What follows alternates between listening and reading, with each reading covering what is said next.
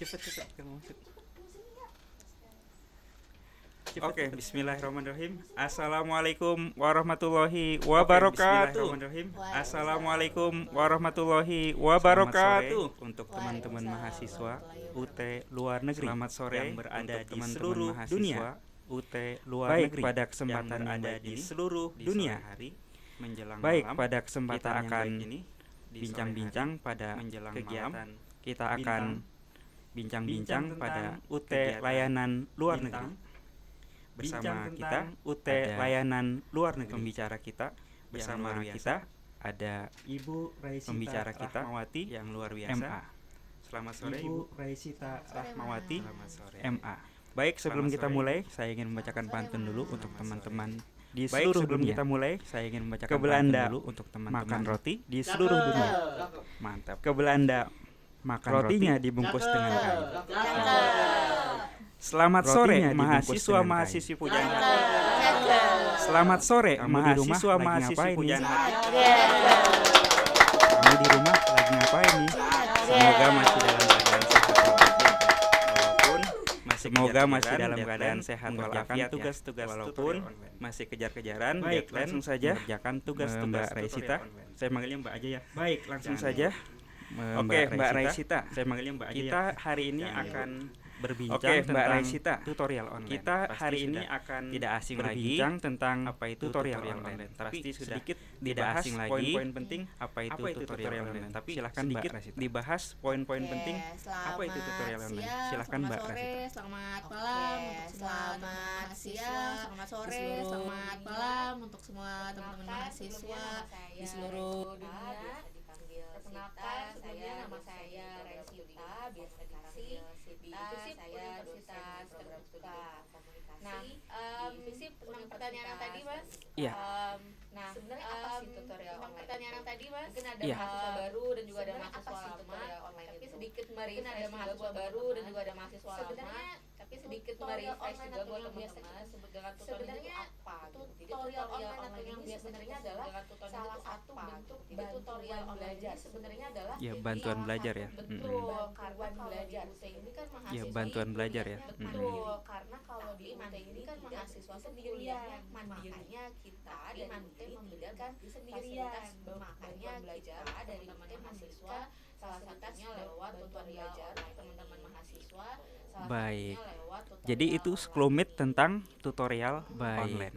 Jadi itu sekelumit tentang adalah kegiatan online. Bantuan belajar. Jadi tutorial online yang dilakukan adalah kegiatan secara mandiri. Bantuan belajar bisa di mana saja. Yang dilakukan oleh mahasiswa secara mandiri. Bisa pakai HP, bisa di mana saja. Laptop. Bisa pakai HP, apa lagi? Laptop, tablet. Pokoknya pakai mode daring semuanya bisa ya. Tablet dimanapun. Pokoknya pakai mode daring semuanya bisa ya. Dimanapun. Kalau di bulan ada sinyal internet, kalau kata Pak Rektor sampai ke bulan, kalau di bulan ada sinyal internet tetap bisa kalian ngerjain tutor untuk tidak ada yang namanya masih ada koneksi internet, ngerjain kalian tetap bisa belajar selama masih ada koneksi internet. Nah, berarti intinya harus punya koneksi internet. Nah, jangan lupa persiapan kuota ketika menghadapi tutorial. Jangan lupa persiapan kuota. Pertanyaan berikutnya adalah menghadapi tutorial dalam tutorial online. Nah, pertanyaan berikutnya adalah istilahnya dalam tutorial online apakah sama dengan ada istilahnya pertemuan dalam apakah kuliah secara konvensional pertemuan dalam tutorial online secara konvensional satu kali pertemuan dengan tutorial online kuliah dengan kampus konvensional dengan kuliah di kampus konvensional ya. Jadi sebenarnya konsepnya mirip-mirip ya. Itu perbedaannya kalau kali pertemuan gitu ya. Nah, kalau di tutorial online di UT kali pertemuan gitu ya. Nah, kalau di tutorial online di istilah sendiri kita konversi atau jadi kalau di punya istilah sendiri biasanya dengan sekali pertemuan. Jadi kalau di kampus konvensional kita ada 8 sesi. Kalau di UT kita ada 8 sesi per minggu. Jadi kalau 8 sesi dikali 2 minggu 11. Jadi kalau 8 sesi dikali 2 minggu 11. Tutorial online ini sama dengan kuliah konvensional pada umumnya. Tutorial online ini sama dengan kuliah konvensional pada umumnya. Tatap muka langsung di kelas, tapi tidak e-learning. Tatap muka langsung di kelas, tapi Baik, jadi perlu digarisbawahi teman-teman mahasiswa. Baik. Satu sesi Jadi, sama perlu dengan digarisbawahi 2 minggu. Teman-teman mahasiswa. Nah, itu sama dengan satu sesi satu sama kali dengan dua 2 kali minggu. pertemuan ya kalau Nah, di itu kampus. sama Dengan satu konvensional. kali pertemuan 2 kali Artinya pertemuan ya ketika kalau di teman-teman kampus kuliah selama 8 konvensional sesi, artinya sama ketika dengan teman-teman kuliah selama 16 kali 8 sesi. pertemuan. Nah, Sama enak kan dengan teman-teman 8 kuliah sesi 16 dihitung kali 16 pertemuan. Nah, enak kan mana ada 8 sesi kuliah dihitung di 16. tempat lain Coba. yang 8 sesi tapi dihitung Mana 16 ada kali. kuliah Di tempat lain Baik, yang untuk 8 selanjutnya sesi adalah tapi dihitung 16 yang kali. penting-penting dalam tutorial. Baik, untuk selanjutnya adalah selain yang dia bisa penting-penting dalam mengakses tutorial. LMS ya. Selain LMS dia itu bisa mengakses Learning LMS, Management ya. System ya kan. LMS Nah, itu itu secara online Learning di situsnya. Management System atau ya di kan. Nah, itu websitenya, secara di website online di e-learning. situsnya. Nah, Atau ada di nggak, websitenya ya, di website sumber e-learning. lain selain LMS? Nah, ada nggak yang menjadi sumber pedoman lain mahasiswa selain dalam belajar mandiri LMS tersebut? yang menjadi pedoman mahasiswa dalam belajar mandiri tersebut? Yang menjadi pedoman utama kalau di UT sebenarnya yang menjadi pedoman utama bahan ajar digital atau bahan ajar MP atau bahan ajar digital atau bahan ajar kalau nggak punya bahan ajar yang cetak pasti teman-teman kalau nggak punya bahan ajar yang cetak pasti teman-teman punya akses ke bahan ajar digital memang kesulitan akses ya untuk ke bahan ajar cetak kami sangat akses ya untuk ke bahan ajar cetak kami sangat membuka bahan ajar digital kemudian membuka baca-baca semua kemudian konten materi-materi yang ada di sana baca-baca karena kalau kuliah di konten materi-materi yang ada di sana apa ya karena kitab sucinya lah gitulah Siap. itu ya BMP-nya itu kitab sucinya lah gitulah Siap. di UT itu ya itu adanya itu di situ di BMP materi itu ada di situ di BMP lain nggak perlu sebenarnya nggak perlu searching lagi di internet pun gitu sumber lain sebenarnya nggak perlu searching lagi di internet pun gitu ya udah cukup menguasai si BMP-nya ini ya udah Baik, teman-teman mahasiswa, jadi ada namanya BMP. Baik, teman-teman mahasiswa, jadi ada namanya buku ya, BMP. Buku materi pokok Bahan. Nah, buku materi pokok ini buku ya, berisi buku materi modul-modul pokok ya. ya.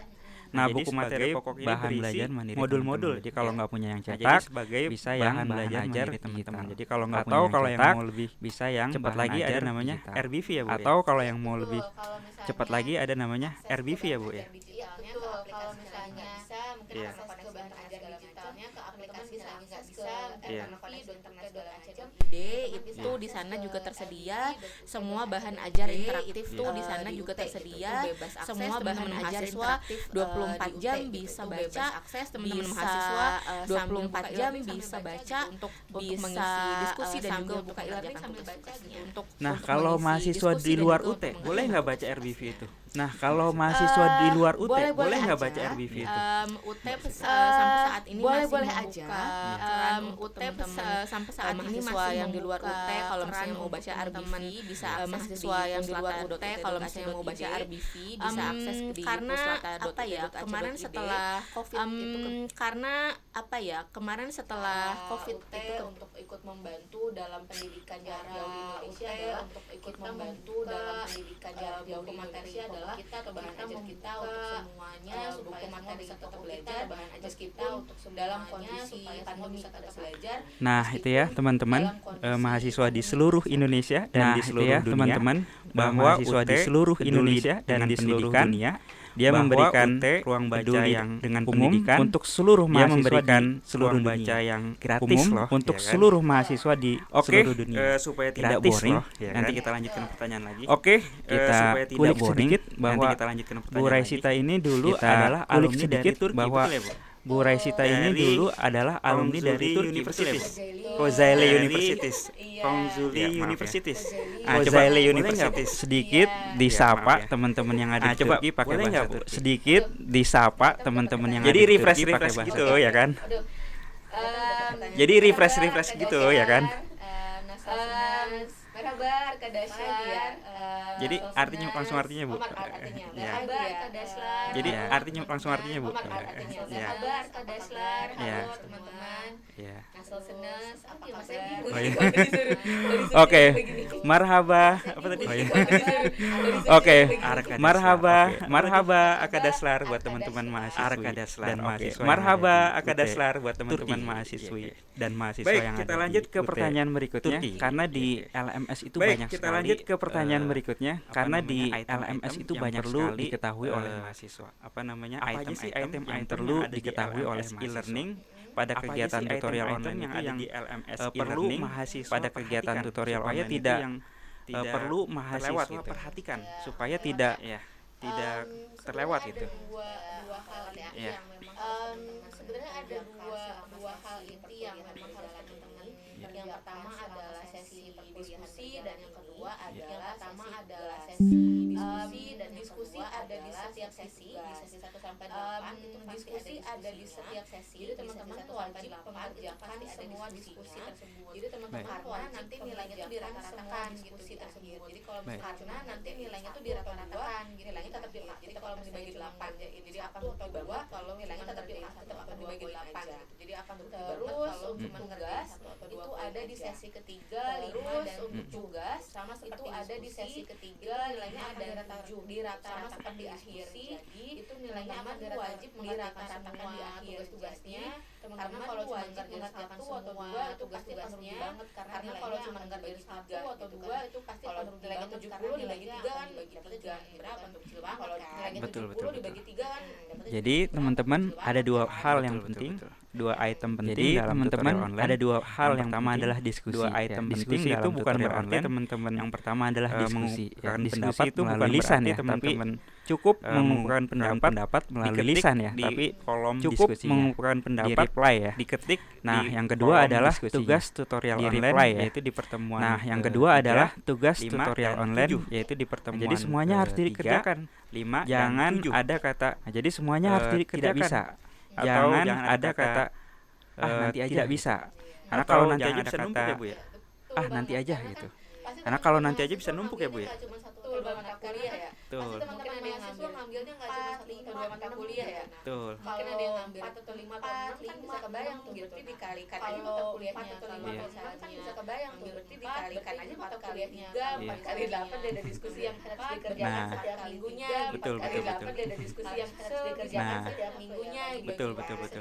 Harus bisa mungkin pasti sambil bekerja ya kalau mungkin apalagi teman bisa mungkin pasti sambil minggu ini saya belajar kuliah ini minggu depan bisa mungkin kuliah ini minggu ini saya belajar mata kuliah ini minggu depan saya belajar mata kuliah apa ini saya ngertiin tutornya ada 5 atau 6 mata kuliah apa harus dikerjain dalam waktu yang bersamaan ada 5 atau 6 mata kuliah yang harus dikerjain dalam waktu yang bersamaan mata kuliah satu nilainya bisa bagus tapi yang lainnya juga nanti yang bagus karena kuliah satu nilainya bisa bagus tapi yang lainnya nggak. Jadi artinya meskipun dia belajar secara mandiri, tugas-tugas jadi artinya meskipun dia belajar secara mandiri tetap sih tetap akan numpuk ya. Apalagi kalau kitanya tetap sih pasti numpuk apalagi kalau kitanya nggak ada ya kalau belajarnya mandiri kan kita nggak ada diri kita sendiri yang saling ngertiin jelas tergantung diri kita sendiri aja gitu kalau diri kita sendirinya malas dan juga jelas yang memang apa ya runut dan juga jelas nanti kalau udah minggu-minggu pasti bakal keteteran ya kayak apalagi nanti kalau udah minggu Desember itu udah mulai masuk minggu ujian teman-teman jadi jangan sampai itu kalian baru ngerjain minggu ujian teman-teman jadi jangan sampai kalian baru ngerjain diskusi jadi perlu diingat teman-teman karena dosen pun akan menjawab perlu diingat jawaban diskusi teman-teman karena dosen pun akan menjawab kalau teman-teman jawabnya di akhir semua teman-teman akan kelewat karena dosen juga manusia. Kira-kira karena dosen juga Mbak Sita ini kira-kira ada nggak tip and tricks supaya teman-teman punya mindset yang bagus, tip and tricks dalam supaya teman-teman punya mindset yang supaya nggak boring juga dalam mengerjakan terus supaya nggak malas gitu. Nah supaya mindset itu nggak ada gitu gimana caranya untuk membangun mindset mahasiswa yang malas atau yang bosan ketika menjawab diskusi? Pertanyaannya sebenarnya ini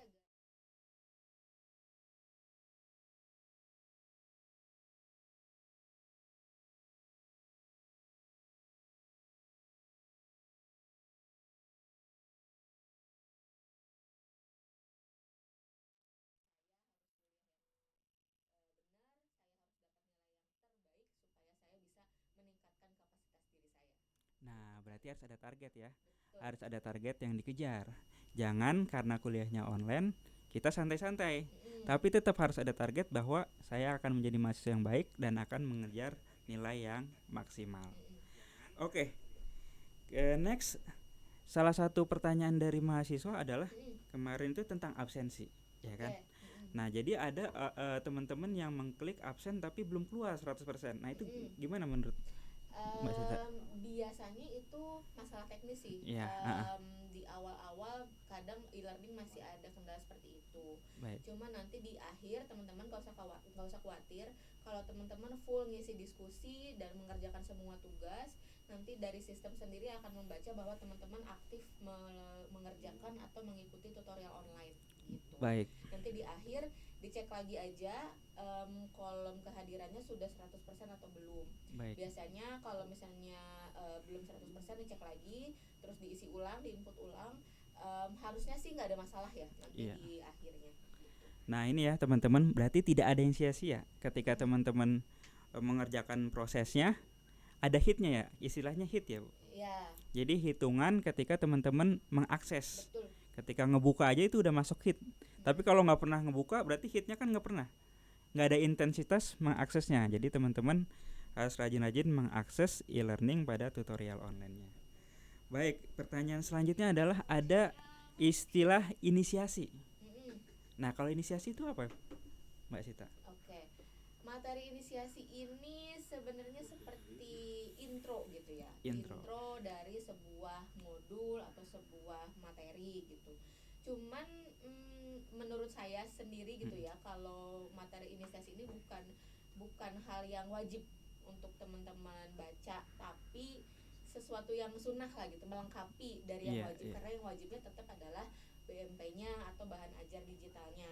Jadi yang utamanya adalah itu, dan materi inisiasi yang ada di Tuton itu sebenarnya hanya pelengkap aja untuk bahan-bahan yang memang tidak ada di buku materinya, itu ada di materi inisiasi kayak gitu. Baik. Berarti materi inisiasi adalah materi yang menjadi prolog ya, prolog teman-teman untuk bisa mengetahui isi dari bahasan pada sesi tersebut ya. Nah. Oke, untuk selanjutnya tadi diskusi udah, inisiasi udah, absensi udah. Nah, ini kembali ke tugas tutorial, ya kan? Pasti kan tugas tutorial itu penting banget, ya kan? Apakah tugas tutorial itu harus diupload sesuai dengan sesinya atau masih ada kebijaksanaan lain? Gitu. Oke. Kalau tugas itu harus diupload sesuai deadline dan sesuai dengan sesinya. Misal tugas 1 itu adanya di sesi ketiga, maka teman-teman harus upload tugas 1 itu di sesi ketiga. Di waktu yang memang sudah ditentukan, misalnya di minggu kedua gitu ya.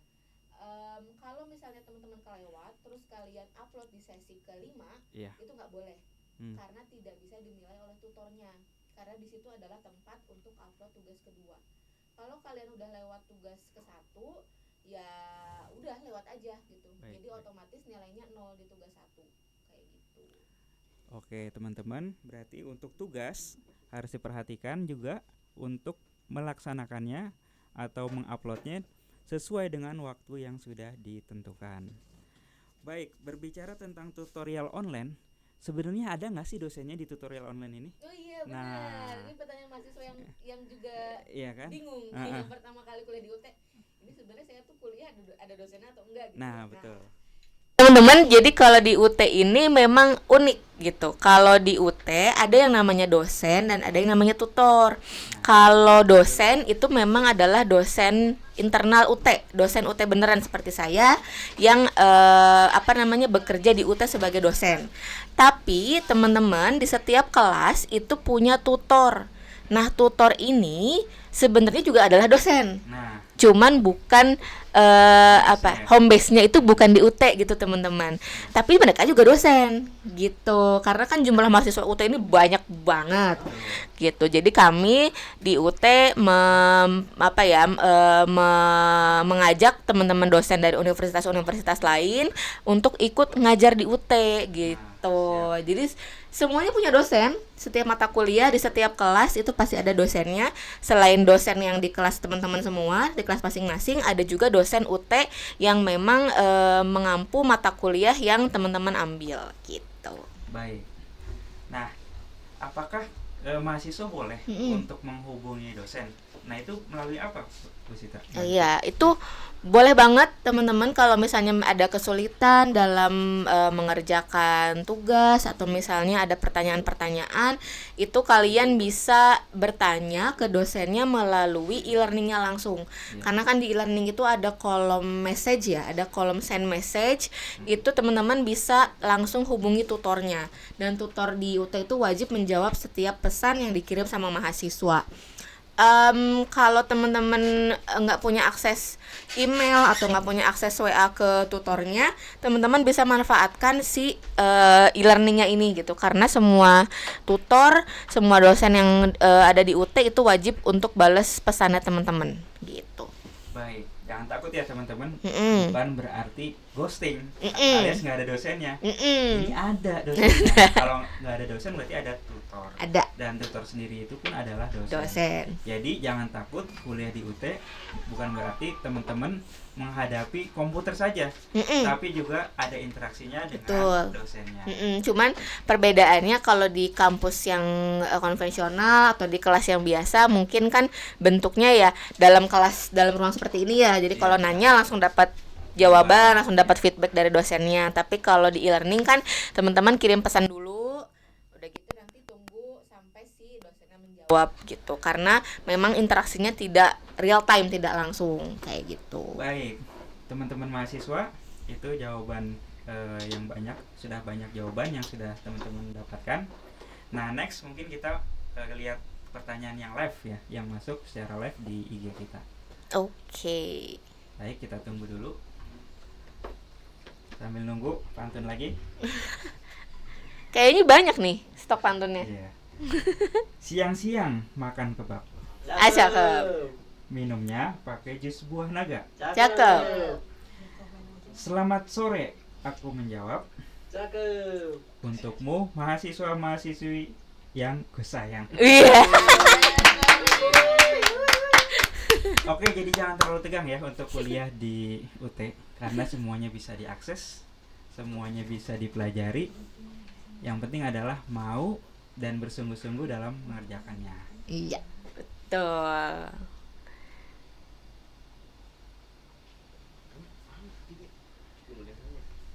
Baik, kita lihat dulu ya, apakah sudah ada pertanyaan yang masuk. Mungkin sambil ini juga dong komentar teman-teman dari negara mana aja yang lagi nonton sekarang. Iya. Apakah ada dari Jepang? Kemarin kita ada sesi WTKU, ada PKBJJ untuk teman-teman mahasiswa di Jepang, di Hong Kong. Halo semuanya yang ada di mana lagi kemarin di Timur Dubai Tengah, ya. Dubai, Timur Tengah, yang di Qatar juga. Halo semuanya. Nah, tanggal 27 bulan ini kita akan ada wisuda UT luar negeri di Taiwan ya. Jadi nanti bisa ikut live-nya. Nah, kalau udah lihat wisuda kan makin semangat bahwa teman-teman juga nanti akan di wisuda. Iya, betul. Oh iya, kemarin juga pas waktu WTKW ada yang nanya, "Bu, nanti kalau lulus dari UT nih ijazahnya bisa dipakai buat apply beasiswa nggak ya?" Sama ya, teman-teman. Jadi jangan kalian pikir bahwa kuliah di UT itu ijazahnya beda sama kalau kalian kuliah di kampus biasa, kampus yang lain. Sama, teman-teman. UT itu kampus perguruan tinggi negeri, jadi ijazahnya tuh sama dengan kalian kuliah di UGM, kalian kuliah di UI, di Unpad, ITB, ijazahnya sama. Kalian bisa apply beasiswa apapun, dimanapun, di dalam negeri dan juga di luar negeri gitu. Nah, luar biasa kan? Bahwa ini perlu digarisbawahi dan kita perlu mengulang-ulang seperti yang Betul. bahwa UT itu adalah perguruan tinggi Negeri.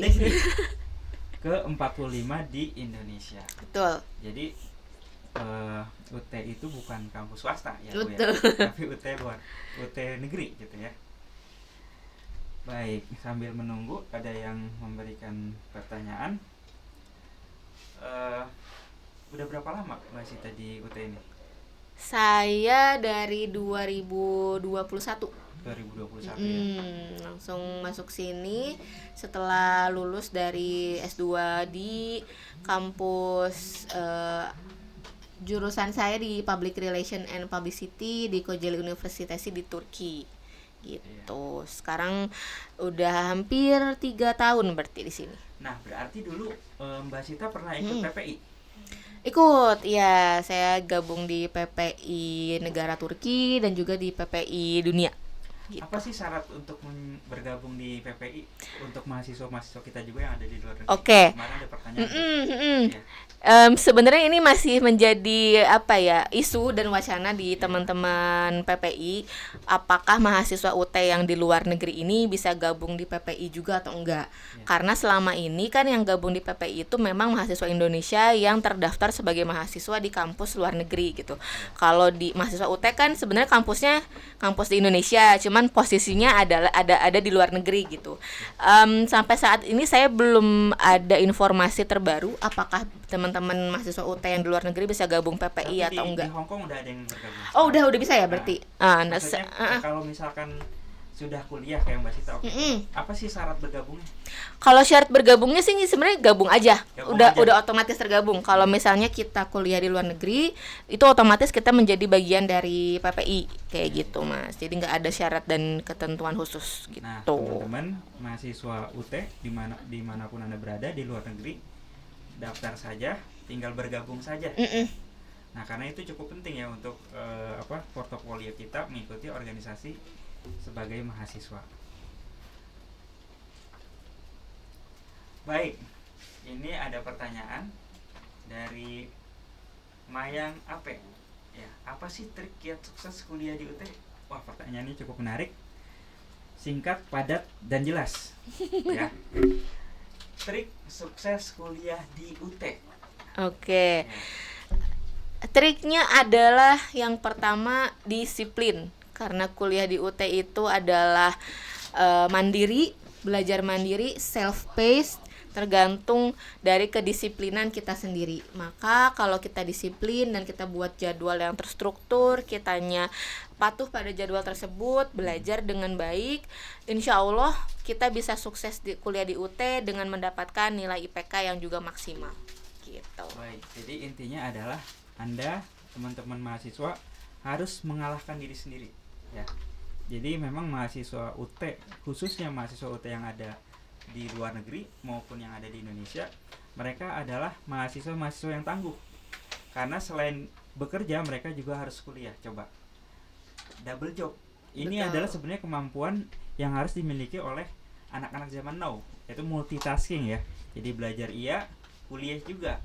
Nanti kalau lulus kan berarti dapat cuan iya, ya kan? Dapat ijazah juga. Syukur-syukur bisa ijazah. Nah, itu kan itu nilai plus nih, bonus. Ya. Iya. Cuan juga, ijazah juga, syukur-syukur ijazah. Nah, itu tapi tambahan aja ya, nggak harus gitu. Nah, baik. Tadi ini mengulang lagi, ada pertanyaan dari Jessico. Apakah UT kampus luar negeri tadi udah terjawab, kampus negeri. Yang kedua, kemudian apa saya bisa daftar CPNS? Bisa ya. Bisa banget teman-teman. Jangan khawatir. Bisa daftar CPNS, bisa mau daftar ke BUMN, bisa mau daftar beasiswa luar negeri, dalam negeri bisa. Jadi jangan berpikir bahwa kalau saya kuliah di UT berarti saya nggak bisa mendapatkan fasilitas itu semua. Enggak teman-teman, sama kok. Ijazahnya nggak ada perbedaan. Bahkan UT menjadi menjadi universitas yang lolos CPNS terbanyak pada tahun 2023 kalau saya nggak salah. 2019 kan? 2019 sampai 2020 gitu. Nah, itu paling banyak tuh lolos. Ada nggak yang penjelasannya? Kenapa sih mahasiswa UT bisa banyak yang lulus CPNS? Kenapa ya? Mungkin karena pada rajin-rajin kali ya, pada mandiri kan, orang-orangnya. CPNS itu kan ada CAT ya. Apakah karena sering mengerjakan soal jadi CAT-nya bisa jadi karena mahasiswa UT kan memang dilatih untuk sering ngerjain soal, sering belajar mandiri juga ya. Jadi udah pada skillful lah, udah pada ahli dalam mengerjakan soal-soal tes-tes CPNS kayaknya gitu. Nah, tuh teman-teman mahasiswa UT. Jadi kalau kalian sekarang kesulitan untuk mengerjakan soal pilihan ganda, itu sebenarnya modal dasar untuk lulus CPNS. Buktinya tahun 2019 UT mahasiswanya paling banyak, lulusannya paling banyak yang keterima ke CPNS di Indonesia ya. Baik, next. Apakah ada lagi? gimana cara daftar jadi mahasiswa UT. Nah, ini sebenarnya ya. Nah, perlu diketahui sebelum mendaftar bahwa sekarang itu mahasiswa kita mencapai 671.000. Luar biasa. Tepuk tangan dulu. Tepuk tangan. Nah, menurut data penelitian, kampus di Indonesia itu banyak banget, ya kan? Tapi jumlah mahasiswanya baru 9,3 juta. Betul. Berbeda dengan di India, kampusnya lebih sedikit, tapi yang mahasiswanya lebih banyak. Lebih banyak, di atas 40 juta. Begitu juga dengan di Amerika, ya kan? Kampusnya lebih sedikit, dia ratusan juta yang udah kuliah. Nah, Indonesia sebenarnya UT tidak mengambil banyak mahasiswa ya berarti ya. Karena dari 300 juta ya hampir ya. Penduduk Indonesia baru 9,3 juta yang kuliah. Emang dikit banget. Ya. Iya. Artinya UT itu tidak merebut jatah kampus lain. Ya. Baik, kembali lagi ke pertanyaannya, bagaimana sih cara daftar kuliah di UT? Ya. Daftarnya gampang, teman-teman. Jadi teman-teman bisa langsung buka website UT aja, ut.ac.id. Di sana langsung ada bannernya, klik registrasi. Jadi teman-teman tinggal mengisi daftar data diri, biodata, nomor KTP dan segala macam. Teman-teman udah langsung terdaftar sebagai mahasiswa UT gitu. Hanya kalau teman-teman daftarnya sekarang, maka perkuliahannya itu baru akan dimulai di sekitar tahun depan. Mungkin di bulan Februari, karena sekarang semester yang baru yang tahun ini itu sudah mulai berjalan gitu. Jadi teman-teman akan mulai berkuliah di tahun depan kayak gitu. Cuman untuk pendaftarannya sendiri terus dibuka sepanjang tahun gitu. Jadi caranya daftar di lamannya, kemudian langsung bayar apa gimana tuh Mas Cita? Iya, bisa langsung bayar aja, bayar admisi. Nanti untuk bayar semesterannya mungkin teman-teman bisa tunggu sampai tahun depan karena untuk semester berikutnya ya, bukan untuk di tahun ini. Oke. Gitu. Jadi kisaran berapa sih kira-kira Mbak Cita yang harus dipersiapkan oleh fresh graduate atau mereka yang bekerja? Berapa sih kisaran dananya kalau boleh di-spill? Oke. Untuk program studi saya kurang hafal ya untuk semua, karena setiap program studi itu beda-beda teman-teman uang kuliahnya. Kalau untuk komunikasi sendiri itu di sekitar 1,3 juta rupiah per semesternya. Masih 1 juta? Iya, betul. Luar biasa. Coba komunikasi S1 cuma 1,3. Kampus mana yang segitu coba? Iya, betul. Luar biasa. Itu fasilitasnya apa aja Mas Cita? Fasilitasnya teman-teman langsung dapat BMP cetak. Untuk yang teman-teman yang di Indonesia ya, itu kalau ngambil SIPAS teman-teman langsung bisa dapat BMP cetaknya. Kalau teman-teman yang ngambilnya non SIPAS, non paket, nanti teman-teman bisa membeli BMP-nya secara terpisah gitu. Kalau yang non SIPAS nanti dapatnya bahan ajar yang digital aksesnya. Terus nanti juga teman-teman langsung dapat akses Microsoft 365. Siap. Yang original, bukan yang bajakan, bukan yang hack-hackan, yang bukan yang hack-hackan. Jadi teman-teman bisa pakai selama jadi mahasiswa, bisa pakai Microsoft 365 yang original gitu. Nah, jadi teman-teman mahasiswa itu yang didapat ya, pertama modul cetak, yang kedua paket-paket yang sifatnya digital, baik Microsoft 365, kemudian tadi ada RBV, ada bahan ajar digital, kemudian akses ke MOOC ya, MOOC-nya UT ya, dan hal-hal lain yang perlu. Hanya 1,3 juta untuk jurusan prodi ilmu komunikasi. Luar biasa. Tepuk tangan dulu dong. Oke, next ada pertanyaan lagi. Mohon izin bertanya, apa saja prodi yang membuka program di UT luar negeri? Nah, ini pertanyaan yang menarik ya, karena memang untuk para pekerja yang ada di luar negeri kan mereka juga dituntut ya, skillnya makin lama harus makin meningkat. Kalau dia stuck di situ aja berarti dia hanya jadi pegawai biasa. Nah, kalau dia punya S1 itu akan menjadi nilai lebih. Nah, ada prodi apa aja di UT layanan luar negeri? Oke. Kalau di luar negeri sebenarnya semuanya ada, hanya teman-teman bisa cek lagi di katalognya. Ada beberapa program studi yang dia ada mata kuliah yang sifatnya praktikum. Kami dari layanan luar negeri sendiri menyarankan teman-teman untuk tidak mengambil prodi tersebut, karena nanti mungkin akan ada kesulitan untuk mengakses praktikumnya gitu. Jadi teman-teman bisa ambil prodi-prodi yang memang nggak ada praktikumnya. Praktikum itu maksudnya praktek di laboratorium ya yang memang khusus gitu. Jadi kalau misalnya prodi-prodi kayak di FISIP kayak komunikasi, hukum, sosiologi, bisnis, kemudian ilmu pemerintahan atau di apalagi ya yang ada di FISIP itu rata-rata sih bisa semua diambil sama teman-teman UT luar negeri gitu. Baik. Di FIP juga rata-rata bisa ya. Kecuali ada beberapa yang harus tadi praktikum ya. Oke, jadi itu prodi-prodi yang ada di UT layanan luar negeri. Jadi banyak prodi. Apakah hanya di strata 1 atau ada lagi? Ada strata 2-nya? S2-nya juga ada. Ada S2-nya ya. Nah, jadi guys, teman-teman yang fresh graduate yang belum kuliah bisa ngambil paket sarjana.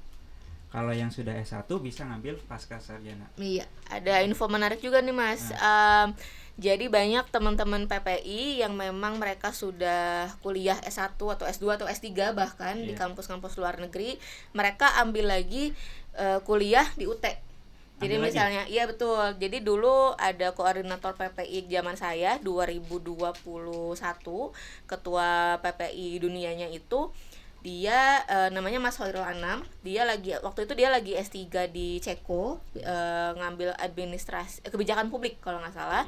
Terus dia tahu UT. Nah, dia sambil S3 dia ngambil lagi S1 hukum di sini di UT. Jadi dia sambil kuliah S3 sambil ngambil S1 hukum juga. Terus ketika kita tanya, "Ngapain Mas kok ngambil double-double gitu?" Iseng aja katanya. Orang kalau emang udah pinter banget gitu katanya. Iseng aja katanya gitu. Nah, jadi teman-teman mahasiswi ini perlu teman-teman ketahui juga ya. Jadi kalau yang sudah S3 saja masih ngambil kuliah lagi di UT, artinya UT bukan kampus abal-abal ya kan? Betul banget. UT terpercaya kredibilitasnya. Bahkan sekarang belum lama ini kita sudah mendapatkan sertifikat akreditasi internasional ya. Betul. Dari Asia, dari dunia. Jadi ada, silakan cek di websitenya. Ada sertifikat accreditation ya. Nah, pertanyaan selanjutnya karena kita tadi ngebahas sedikit tentang pendaftaran. Misalkan tahun ini saya bekerja di Hong Kong, ya kan? Tiba-tiba perusahaan saya atau bos saya meminta saya untuk pindah lagi ke Indonesia karena perusahaannya buka cabang. Nah, kuliah saya apakah berhenti atau gimana tuh Mbak Sita? Kuliahnya nggak ada masalah. Kuliahnya lanjut terus.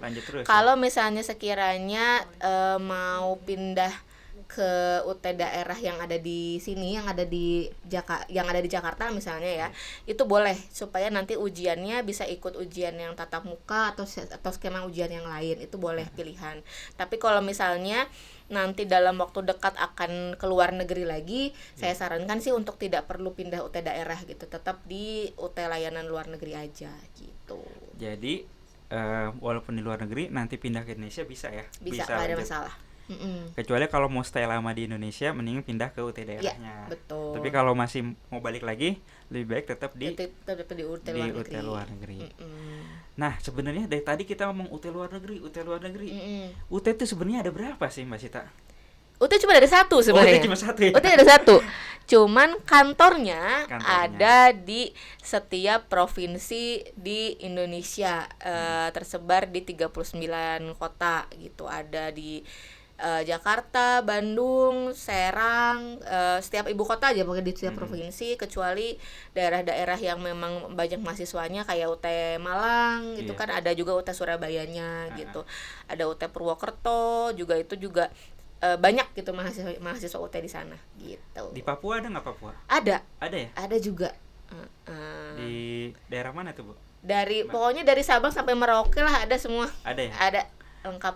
Nah, jadi perlu diketahui juga oleh teman-teman, harus berbangga bahwa salah satu kampus yang punya banyak cabang di seluruh Indonesia adalah Universitas Terbuka. Baik, karena waktu sudah pukul 4 sore ya, mungkin closing statement dari Mbak Sita ya, untuk teman-teman yang berada di manapun, khususnya untuk mahasiswa kita yang ada di seluruh dunia. Oke. Semangat kuliahnya, yang rajin, terus belajar, jangan putus asa, dan juga semangat terus untuk meningkatkan kapasitas dan kualitas diri sebagai mahasiswa, dan generasi muda, generasi penerus bangsa Indonesia. Oke, jangan pernah menyerah ya. Oh Ya. iya, sebelum kita closing, kami dari UT Layanan Luar Negeri ingin mengucapkan selamat kepada Bapak Presiden terpilih ke-8, Bapak Haji Prabowo Subianto, dan juga Bapak Gibran Rakabuming Raka yang telah dilantik pada tanggal 20 Oktober hari Minggu kemarin. Selamat Bapak, semoga sukses menjalankan amanah dari rakyat. Oke teman-teman, sekilas pada sesi sore kali ini kegiatan Bintang, yaitu bincang tentang UT Layanan Luar Negeri. Next akan ada lagi sesi-sesi berikutnya karena masih banyak dosen-dosen generasi milenial yang akan memberikan tips, trik, dan panduan kiat sukses untuk belajar di UT Layanan Luar Negeri. Dan juga nanti kita akan mengadakan sesi-sesi memberikan kesempatan pada mahasiswa yang mau untuk menjadi guest ya, menjadi tamu pada Betul. kegiatan Bintang ini. Baik, sekian, saya Ahmad Sehu undur diri, dan juga tentunya pembicara kita yang luar biasa. Berikan tepuk tangan dulu. Dan seluruh kru yang mendukung. Di sini ada Mbak Mayang, ada Mbak Hikmah, ada Mas Ogi, ada Mas Yoga, dan Mas Irhas. Terima kasih semuanya. Sampai ketemu next. Assalamualaikum warahmatullahi wabarakatuh. Waalaikumsalam.